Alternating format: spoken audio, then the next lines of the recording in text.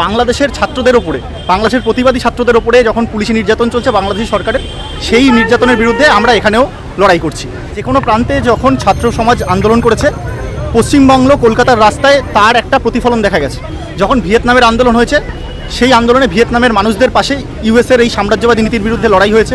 যখন প্যালেস্তাইনের ওপরে ইসরায়েলের হামলা চলেছে, প্যালেস্তাইনের সমর্থনে রাস্তায় নেমেছি আমরা।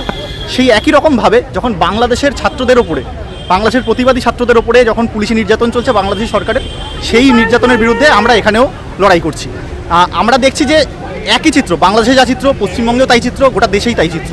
আমরা দেখেছি যে এর আগে জামিয়া মিলিয়া ইউনিভার্সিটিতে বিজেপির পুলিশ কীভাবে হামলা চালিয়েছে, জেএনইউকে কীভাবে তারা কোণঠাসা করার চেষ্টা করেছে।